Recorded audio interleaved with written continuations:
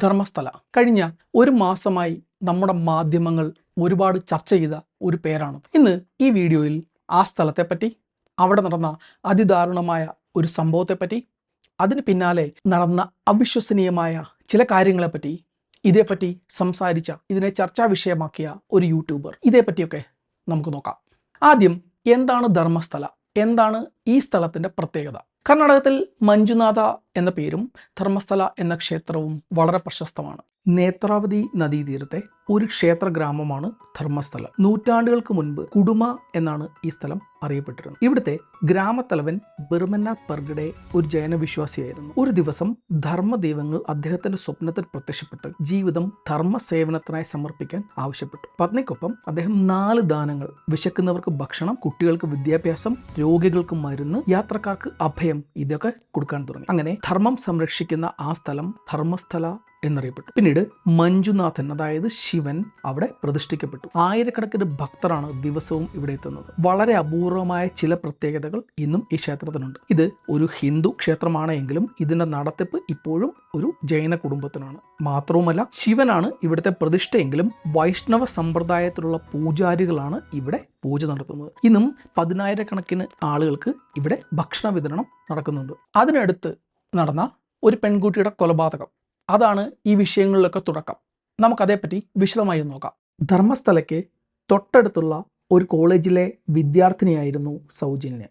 2012 October മാസം 10-ന് കോളേജിൽ നിന്നും മടങ്ങിയ സൗജന്യ പക്ഷേ വീട്ടിൽ എത്തിയില്ല. അവൾ വീട്ടിലേക്ക് വരുന്നതിന് കിലോമീറ്ററുകൾ അകലെ വെച്ച് അവളുടെ അമ്മാവൻ അവളെ കാണുകയും ചെയ്തിരുന്നു. അന്ന് രാത്രിയായിട്ടും മകളെ കാണാഞ്ഞ് ധാരാളം നാട്ടുകാരുമായി അവളുടെ അമ്മ കുസുമവതി അവിടെയൊക്കെ തിരച്ചിൽ നടത്തിയെങ്കിലും ഒന്നും കണ്ടെത്താനായില്ല. പക്ഷേ പിറ്റേ ദിവസം സൗജന്യയുടെ മൃതദേഹം കണ്ടെടുക്കപ്പെട്ടു. അതിക്രൂരമായ രീതിയിൽ പീഡിപ്പിക്കപ്പെട്ട നിലയിലായിരുന്നു മൃതദേഹം കണ്ടെടുക്കപ്പെട്ടവർ. തൊട്ടടുത്ത ദിവസം തന്നെ പോലീസ് സന്തോഷ് റാവു എന്നൊരു യുവാവിനെ അറസ്റ്റ് ചെയ്തു. ഈ യുവാവിന് മാനസിക വിഭ്രാന്തി ഉണ്ടായിരുന്നു എന്ന് പിന്നീട് തെളിഞ്ഞു. ഈ യുവാവിന് ഒറ്റയ്ക്ക് കൊലപാതകം നടത്താൻ പറ്റില്ല എന്നും പോലീസ് സംരക്ഷിക്കുന്നുണ്ട് എന്നും കുറ്റവാളികൾ മറ്റു ചിലരാണ് എന്നുമൊക്കെയുള്ള വാർത്ത മാധ്യമങ്ങളിൽ നിറഞ്ഞു. സൗജന്യയുടെ കൊലപാതകത്തിന് 1 വർഷത്തിന് ശേഷവും ഇതിൽ കാര്യമായ പുരോഗതിയൊന്നും ഉണ്ടായില്ല. ഈ സമയത്താണ് ഗിരീഷ് മട്ടണ്ണ, മഹേഷ് തിമ്മറെഡ്ഡി എന്നിവർ ഈ കേസിലേക്ക് എത്തുന്നത്. ഇവർ ഈ കേസിൽ ആദ്യം പറഞ്ഞ ജൈന കുടുംബത്തിന് പങ്കുണ്ട് എന്നാരോപിച്ച് പ്രക്ഷോഭം ആരംഭിച്ചു. ഈ സമയത്ത് അവർ ആരുടെയും പേരുകൾ നേരിട്ട് പറഞ്ഞിരുന്നില്ല. പക്ഷേ ഇതിലൊരു മാറ്റമുണ്ടായി. സൗജന്യയുടെ മാതാപിതാക്കൾ ഒരു പത്രസമ്മേളനം നടത്തി. ഇതിൽ തങ്ങളുടെ ഭാഗം, തങ്ങളുടെ ആരോപണങ്ങൾ പുറത്തുവിട്ടു. ഇതിൽ പ്രധാനപ്പെട്ടത് ഈ കേസിലെ പ്രധാന പ്രതി ധർമ്മസ്ഥല ക്ഷേത്രത്തിന്റെ മാനേജ്മെന്റിലുള്ള അതിന്റെ അധികാരിയായിട്ടുള്ള ആളിന്റെ അനുജന്റെ മകനാണ് എന്നായിരുന്നു. ഇത് ഉടൻ തന്നെ മാധ്യമങ്ങളിൽ വലിയ വാർത്തയായി, വലിയ ചർച്ചയ്ക്കൊക്കെ കാരണം. ആ കുടുംബത്തിന് അധികാരം, പണം, ഇതിനൊന്നും യാതൊരു കുറവുമില്ല. അവർക്ക് നേരെ മാധ്യമ രോഷം, ജനരോഷം അണപൊട്ടി. പക്ഷെ അവർ ഈ കേസിനെ ധീരമായി തന്നെ നേരിട്ടു എന്ന് തന്നെ പറയാം. കാരണം അവർ പത്രസമ്മേളനം വിളിച്ച് തങ്ങൾക്കിതിൽ യാതൊരു പങ്കുമില്ല എന്നും തങ്ങളുടെ കുടുംബത്തിലെ ആ യുവാവ് ആ സമയത്ത്, അതായത് സംഭവം നടക്കുന്ന സമയത്ത് ഇന്ത്യക്കുള്ളിൽ ഇല്ലായിരുന്നു എന്നും അവർ വാർത്ത പുറത്തുവിട്ടു. ഒപ്പം ആ യുവാവിൻ്റെ പാസ്പോർട്ടിൻ്റെ കോപ്പിയും അവർ ഹാജരാക്കി. ആ പാസ്പോർട്ടിൽ US വിസ സ്റ്റാമ്പ് ചെയ്തിട്ടുണ്ടായിരുന്നു. അതായത് US യുവാവ് കടന്ന സമയത്ത് ഉള്ള എൻട്രി വിസയും അവിടെ നിന്ന് ആ സമയത്ത് യുവാവ് ഇന്ത്യയിൽ ഇല്ലായിരുന്നു എന്ന് തെളിയിക്കാനുള്ള ആ രേഖകളും അവർ ഹാജരാക്കി.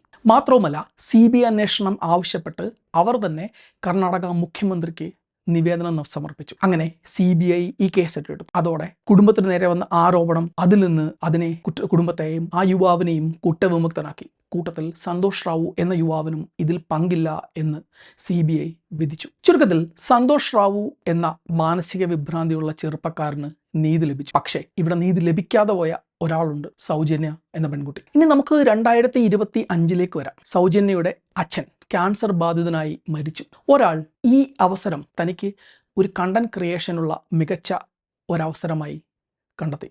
സമീർ ഒരല്പം വികാരപരമായി ആളുകളെ ത്രില്ലടിപ്പിക്കുന്ന രീതിയിൽ കഥ പറയുന്ന യൂട്യൂബറാണ്. സമീർ സൗജന്യ വധക്കേസിനെ പറ്റി ചെയ്ത വീഡിയോ AI ഒക്കെ വെച്ച് ആരും കണ്ടിരിക്കുന്ന ഒരു കിടിലൻ ഒന്നായിരുന്നു. ഇയാൾ അത്യാവശ്യം നന്നായി ഈ വിഷയത്തെ സെൻസേഷണലൈസ് ചെയ്തു. ധർമ്മസ്ഥലയിലെ ജൈന കുടുംബത്തെ പേരെടുത്ത് പറയാതെ പക്ഷേ കൃത്യമായി അവർക്ക് നേരെ വിരൽ ചൂണ്ടുന്ന രീതിയിൽ അവരെ പ്രതിക്കൂട്ടിൽ നിർത്തി 4-5 കൊലപാതക പരമ്പരകളുടെ ഒക്കെ കുറ്റം അവരുടെ മേൽ ചുമത്തി. കൂട്ടത്തിൽ സൗജന്യ കേസിനെ പറ്റിയും വളരെ ഡീറ്റെയിൽഡായി വിവരിച്ച് ഈ കുടുംബത്തിനും ധർമ്മസ്ഥലയ്ക്കും നേരെ വീണ്ടും വിരൽ ചൂണ്ടുന്ന രീതിയിൽ സമീർ ആ വീഡിയോ അവതരിപ്പിച്ചു. എന്നാൽ ഇത്രയധികം ഈ വിഷയം പഠിച്ച സമീർ അതിലെ CBI അന്വേഷണം, ഒപ്പം ആ യുവാവും കുടുംബവും പാസ്പോർട്ടും മറ്റ് രേഖകളും ഹാജരാക്കിയതും അവരെ കോടതി വെറുതെ വിട്ടതും തുടങ്ങിയ വിവരങ്ങളൊന്നും തന്നെ സമീർ തൻ്റെ വീഡിയോയിൽ ഉൾപ്പെടുത്തിയില്ല.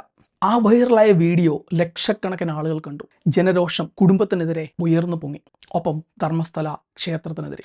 ഇതിനിടെ മറ്റൊരു കാര്യം കൂടിയുണ്ട്.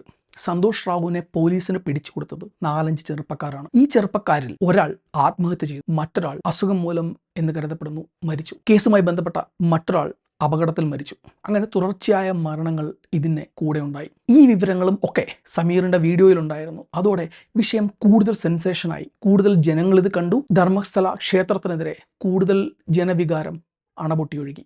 അങ്ങനെ ഒരു ദിവസമാണ് മറ്റൊരു സംഭവം നടന്നത്. ഒരു മുഖംമൂടി ധാരി പോലീസ് സ്റ്റേഷനിലെത്തി തന്നെ സ്വയം ഭീം എന്ന് പരിചയപ്പെടുത്തി. താൻ ധർമ്മസ്ഥലയിലെ ശുചീകരണ തൊഴിലാളി ആയിരുന്നുവെന്നും താൻ അവിടെ ഉണ്ടായിരുന്ന കാലത്ത് അനേകം സ്ത്രീകളുടെയും കുട്ടികളുടെയും മൃതശരീരങ്ങൾ മറവ് ചെയ്തിട്ടുണ്ട് എന്നും ഒരു തലയോട്ടി കൊടുത്ത് അയാൾ സാക്ഷ്യപ്പെടുത്തി. ധർമ്മസ്ഥലയിലെ ശുചീകരണ തൊഴിലാളി ആയിരിക്കുന്ന കാലത്ത് നൂറുകണക്കിന് സ്ത്രീകളും കുട്ടികളും അവിടെ കൊല്ലപ്പെടുന്നത് താൻ കണ്ടിട്ടുണ്ട് എന്നും താൻ അതൊക്കെ മറവ് ചെയ്തിട്ടുണ്ട് എന്നുമായിരുന്നു അയാൾ മൊഴി കൊടുത്തത്. ഒപ്പം താൻ കുഴിച്ചുമൂടിയ ഒരു സ്ത്രീയുടെ തലയൂട്ടിയും തെളിവായി അയാൾ പോലീസിന് കൈമാറി. സമീറിൻ്റെ വീഡിയോയോടുകൂടി അണപൊട്ടിയ ജനരോഷം ഇവിടെ അതിലും കൂടുതലായി ഉയർന്നു. ഒപ്പം ഭീം കൂടുതൽ വെളിപ്പെടുത്തലുകൾ നടത്തി. താൻ അവിടെ ഉണ്ടായിരുന്ന കാലത്ത് ഏകദേശം 700-750ഓളം പിഞ്ച് പെൺകുട്ടികളെയും സ്ത്രീകളെയും അവിടെ കുഴിച്ചുമൂടി എന്നും അയാൾ അവകാശപ്പെട്ടു. പോരാത്തതിന് പട്ടിയെ മറവ് ചെയ്യുന്നത് പോലെയാണ് ശവശരീരങ്ങൾ താൻ അവിടെ മറവ് ചെയ്തത് എന്നും അത് പലരും കണ്ടിട്ടുണ്ട് എന്നും അടക്കമുള്ള ഞെട്ടിക്കുന്ന വിവരങ്ങൾ പല മാധ്യമങ്ങൾക്കും അയാൾ കൊടുത്തു. ബാംഗ്ലൂരിലെ വളരെ പ്രശസ്തമായ ഒരു മാധ്യമം, ഇംഗ്ലീഷിൽ പ്രവർത്തനം നടത്തുന്ന ന്യൂസ് മിനിറ്റ് തുടങ്ങിയ മാധ്യമങ്ങൾ ഈ വാർത്ത പിന്തുടർന്നു. ഇതിൻ്റെ പിന്നിലെ ധാരാളം റിപ്പോർട്ടുകൾ, ഭീമുമായിട്ടുള്ള ഇൻ്റർവ്യൂകൾ ഒക്കെ പലതവണ സംപ്രേഷണം ചെയ്തു. താൻ മൃതദേഹങ്ങൾ കുഴിച്ചിട്ട ഈ സ്ഥലങ്ങൾ തനിക്ക് തിരിച്ചറിയാൻ സാധിക്കുമെന്നും താനവ വീണ്ടും കാണിച്ചു കൊടുക്കാം എന്നും ഭീം പോലീസിനോട് പറഞ്ഞു.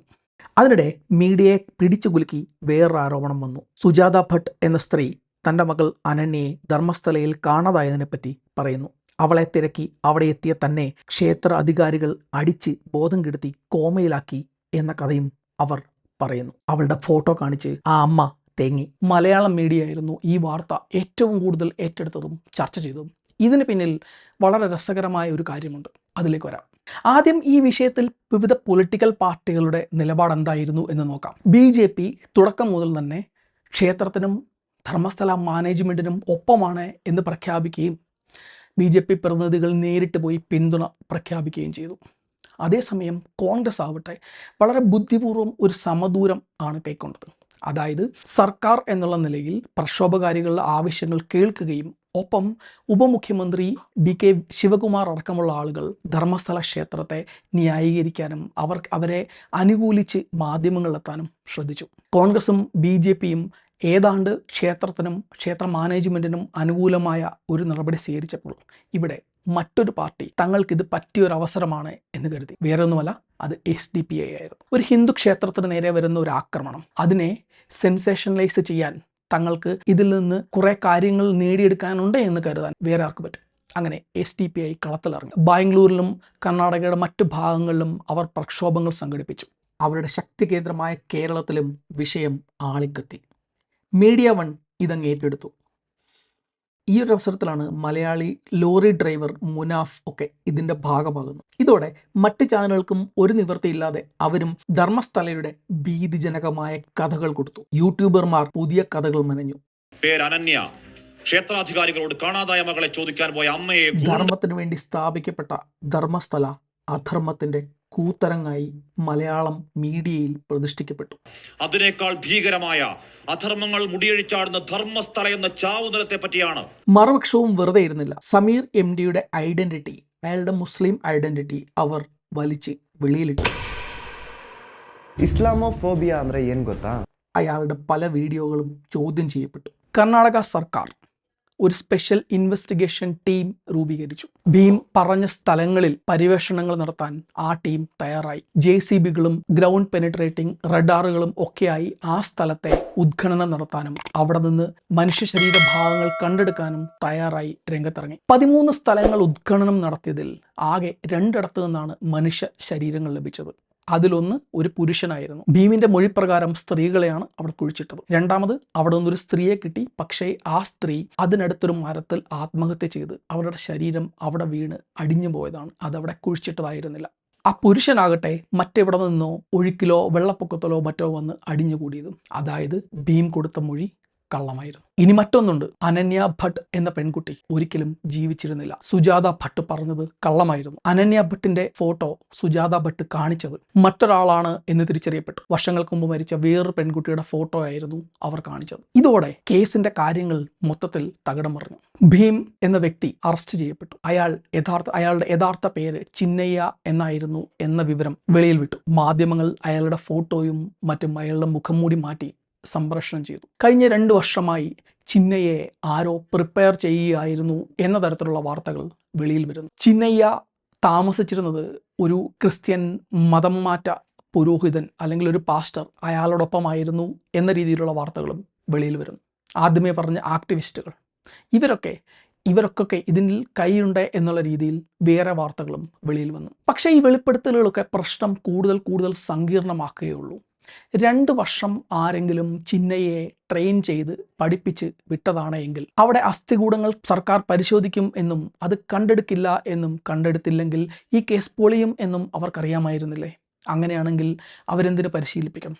അവർ പരിശീലിപ്പിച്ചു എങ്കിൽ അവിടെ അസ്ഥികൂടങ്ങൾ ഉണ്ടായിരിക്കും എന്ന് അവർക്കുറപ്പല്ലേ? അങ്ങനെ ഉറപ്പുണ്ടെങ്കിൽ ആ അസ്ഥികൂടങ്ങൾ എവിടെ പോയി? ചുരുക്കത്തിൽ പ്രശ്നം കൂടുതൽ സങ്കീർണമാവുകയാണ്. ഒന്നുകിൽ ഒരു ഹിന്ദു ആരാധനാലയത്തെ തകർക്കാനുള്ള കരുതിക്കൂട്ടിയുള്ള ശ്രമം, അല്ലെങ്കിൽ അമേരിക്കൻ വിസ ഇമിഗ്രേഷൻ സ്റ്റാമ്പ് ചെയ്ത് പാസ്പോർട്ടിൽ വാങ്ങാനും ഒരാഴ്ച കൊണ്ട് വലിയൊരു പ്രദേശത്തെ മൃതശരീരങ്ങൾ അസ്ഥികൂടങ്ങൾ ഒക്കെ മാറ്റി അവിടം ക്ലീൻ ചെയ്യാനും കഴിവുള്ള ഒരു നിഗൂഢ ശക്തി. ഇതിലേതെങ്കിലും ഒന്നാകാതെ യാതൊരു നിവൃത്തിയുമില്ല. കൂടുതൽ ഉത്തരം കാലം തരും. പക്ഷേ ഇവിടെ ബാക്കിയുള്ള 2 കാര്യങ്ങളാണ്. ജനങ്ങളുടെ മുൻപിൽ ധാരാളം കഥകൾ ഒരു ക്ഷേത്രത്തെക്കുറിച്ച് വലിച്ചിട്ട മീഡിയ അവരൊക്കെ ഇതേപ്പറ്റി കൃത്യമായ വിവരങ്ങൾ എന്നെങ്കിലും ജനങ്ങളുടെ മുമ്പിലെത്തിക്കും. ഒരു പെൺകുട്ടിയുടെ തേങ്ങൽ ഇപ്പോഴും നിലയ്ക്കാതെ നേത്രാവതിയുടെ തീരങ്ങളിലുണ്ട്. അവൾക്ക് നീതി കിട്ടുമോ? നമുക്ക് കാത്തിരുന്ന് കാണാം.